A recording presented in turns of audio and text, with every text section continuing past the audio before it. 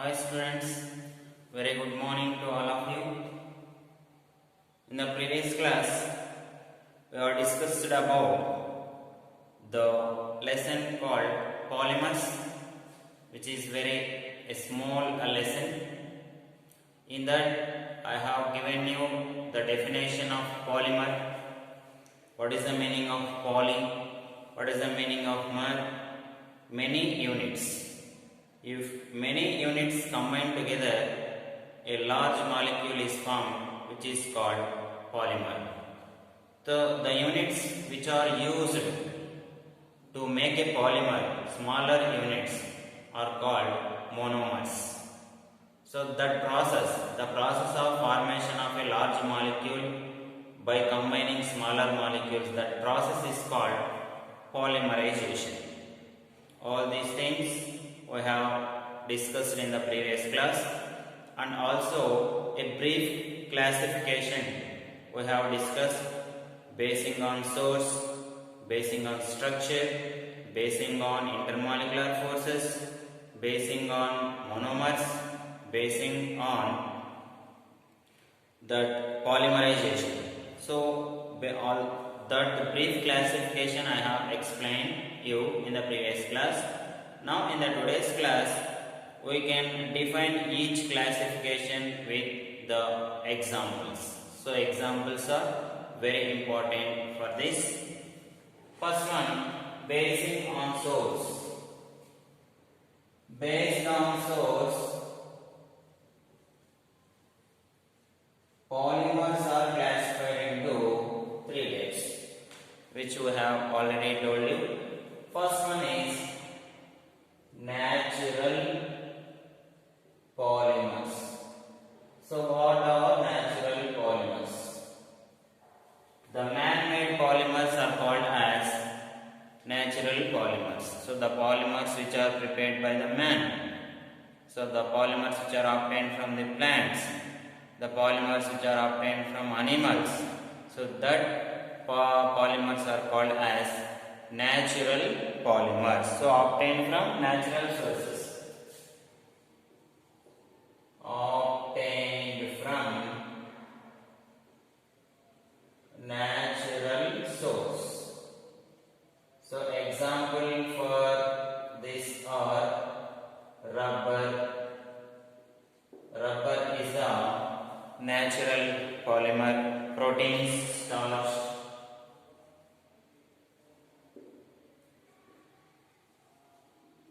All these are the examples for natural polymers. After that, synthetic polymer. The polymers which are obtained from laboratory. So the polymers which are obtained from here the natural source. Sorry, I have told you man-made. These are man-made. Synthetic rubbers, synthetic polymers are man-made. These are natural source. That means from plants and animals. So the polymers which are obtained from plants and animals that are natural sources are rubber, starch, proteins, and these are man-made polymers. Man-made polymers are called as synthetic polymers, and also these are prepared by the man in the laboratory. So all these are nylon.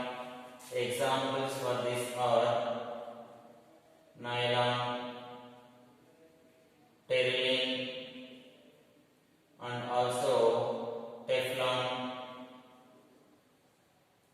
All these are the synthetic polymers which are prepared in the laboratory. Synthetic rubber also. Here generally rubber is obtained from plants and synthetic rubber is man-made rubber. And about next one is semi-synthetic polymers.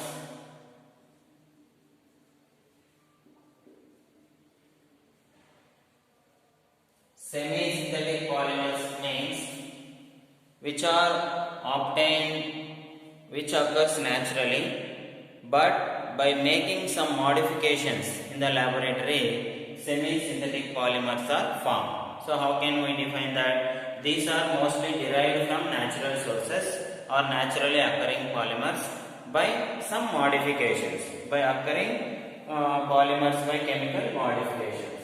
Such type of polymers are called as semi-synthetic polymers. So semi-synthetic polymers, these are naturally occurred from natural polymers by making some modifications.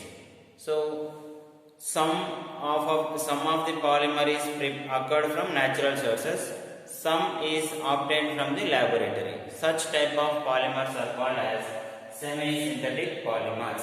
So they are naturally occurred from, they derived from natural polymers by making some chemical modifications.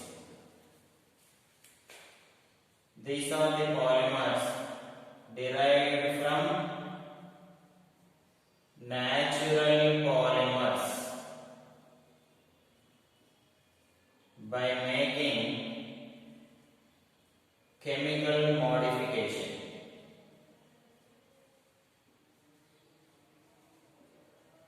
These type of polymers are called as semi-synthetic polymers. Cellulose nitrate. This is very important. Cellulose nitrate is the best example for semi-synthetic polymers. So these are the classification of polymers based on source. And again, second one, based on structure. Based on structure, they are again classified into three types. Linear polymers. So what are linear polymers means? The polymers which are having linear structure. The polymers which are having linear structure consist of a long and straight chain. So which contains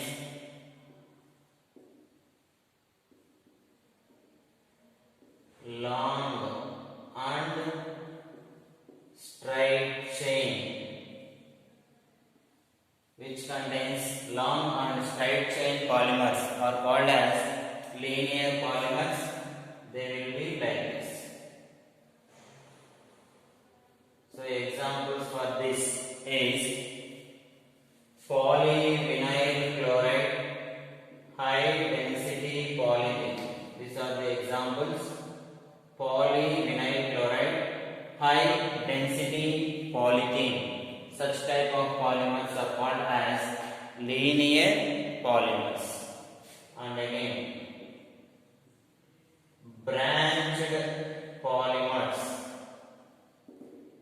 So the polymers which are having some branches, they are linear, but the linear polymers which have some branches are called as branched polymers. So here we can tell that these are the polymers which contain linear chains having some branches, which has linear chains with branches. Such type of polymers are called as branched polymers. They will be like this. So these are linear chains. The polymers which have linear chains, along with the linear chains, they are having some branches. Such type of polymers are called as branched polymers. So examples for that is low density polythene and also starch glucose. Starch, glucose, all these are the branched polymers. So they may contain straight chains, but they will have some branches. And again, last one is cross-linked polymers. So these polymers will have linear chains, but they are connected with each other with the help of covalent bonds. Such type of polymers are called as cross-linked polymers. See, they will be like this. These are also having linear chains, but they are connected with each other with the help of cross-linked with each other with the help of covalent bonds. Such type of polymers are called as cross-linked polymers. So how can we define that? So these are the polymers which are cross-linked with each other. These also contains linear chains. They are cross-linked with each other with the help of covalent bonds. Such type of polymers are called as cross-linked polymers. The examples for this is bakelite,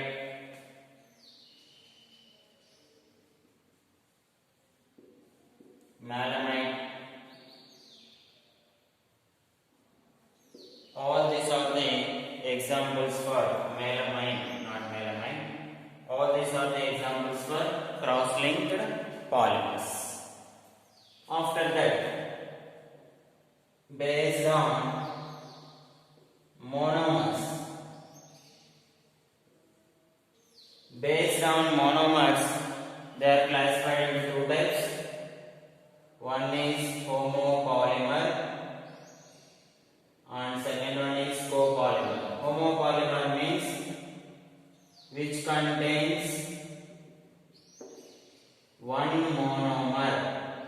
So the polymer which is prepared from only one unit, then that is called as homopolymer. Homopolymer means it is prepared from only one monomer. So if example for this is polyvinyl chloride, Teflon, all these are prepared from only one monomer, which will be discussed in this lesson only in ongoing classes. First here you can remember the example only. Copolymer. Copolymer means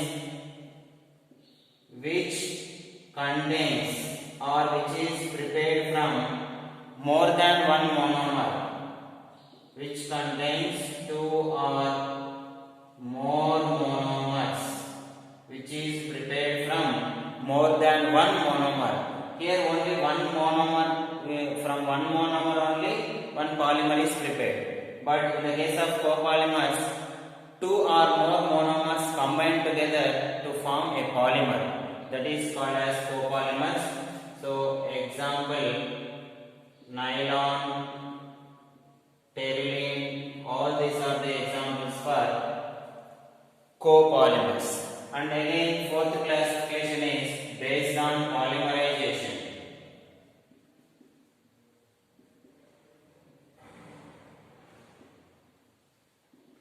Based on polymerization, they are classified into two types. First one is addition polymerization,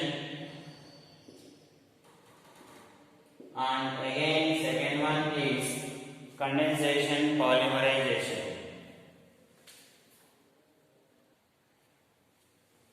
So based on polymerization, they are classified into two types. One is addition polymerization and another one is condensation polymerization. Addition polymerization means two monomers combined to form a polymer, but what is the condition for that is that two monomers should have double bonds and triple bonds. Two monomers containing multiple bonds. This is very important. Two monomers containing multiple bonds combine together to form a polymer. Two monomers containing multiple bonds. Multiple bond means they may contain double bond or triple bond. The two monomers containing multiple bonds without elimination of molecule. Without elimination of molecule. Here the conditions are very important.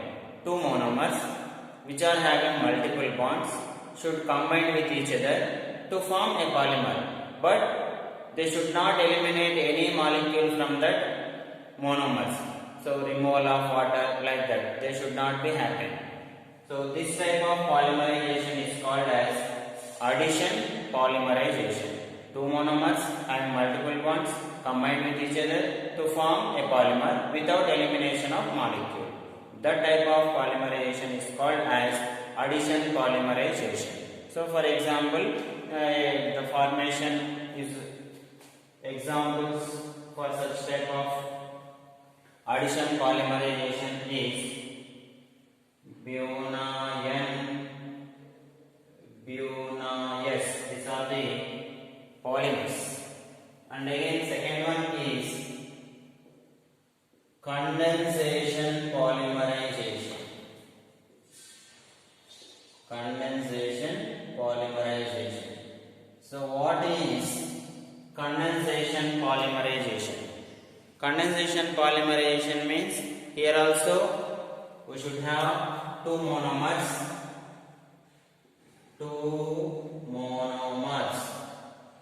They should have functional groups. Two monomers having functional groups, compulsory the condition. Two monomers which are having functional groups combining together to form a polymer with elimination of small molecules. With elimination of small molecules. So this is very important. Whereas in the case of additional polymerization, we are taking two monomers. They are containing multiple bonds. They combine together to form a polymer without elimination of molecule. But whereas in the case of condensation polymerization, two monomers which are having functional groups combine together to form a polymer with the elimination of smaller molecule. A small molecule is eliminated from that. Then such type of polymerization is called as condensation polymerization. I will repeat once again. Two monomers which are having functional groups combine together to form a polymer with the elimination of smaller molecule. Such type of polymerization is called as condensation polymerization. Here for examples are nylon 6,6, terylene. All these are the examples for condensation polymerization. So this is all about classification, and also we should explain another classification based on intermolecular forces. It contains 4 important classifications: elastomers, fibers, thermosetting, thermoplastic, which will be discussed in the next class. So this is all about classification. So classification based on source, based on structure, based on monomers, based on polymerization. All this is all about the classification. Thank you.